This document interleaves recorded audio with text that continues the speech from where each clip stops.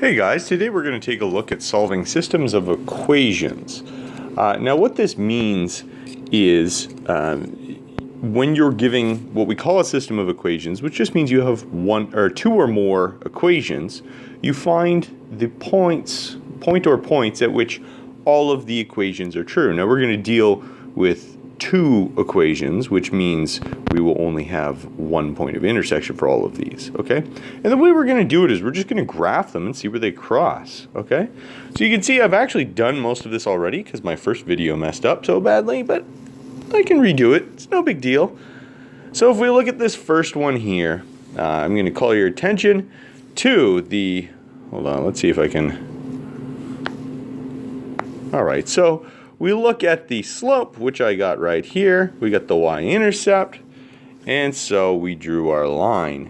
Okay, after I do the other one, same deal. We start at the y-intercept. Okay, we start at 2, okay, which is our y-intercept.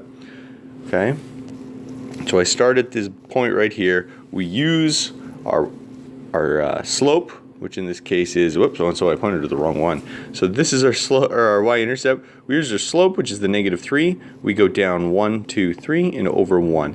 And so once I've drawn both lines, you can see that they cross at that point, which the coordinates are 1 and -1. And so you wrap up the question by writing, therefore, the POI, which just stands for point of intersection, is 1, -1.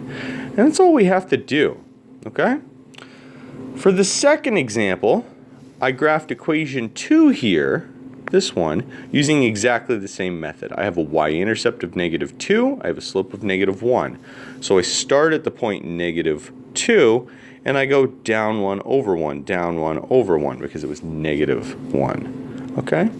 To graph equation 1 here, because it was in standard form, I thought it might be a little easier to use intercepts, okay? You certainly don't have to. You could isolate the y and use slope y-intercept form. It would work just as well, okay? But I thought this would be a little faster, and so to find my y-intercept, I replaced my x with a 0, all right, which just gives us -3y plus 6 equals 0. I solve for the y by moving the 6 over. It becomes negative, divide by the -3. Remember, you want to divide by whatever is in front of the y, okay? Whatever is there, even if it has a negative, you're going to divide by. All right? And so you're just left with a y. And on the other side, you get -6 divided by -3 is 2. So I plot my y-intercept at 2 right there. And then I do the same thing for the x-intercept. I replace the y with 0. I get x plus 6 equals 0. So x equals -6. And so I'm left with -6, 0 as my intercept. So once you draw the line connecting those 2 points, you find that they cross at the point -3, 1. So therefore, the point of intersection is -3, 1. Okay?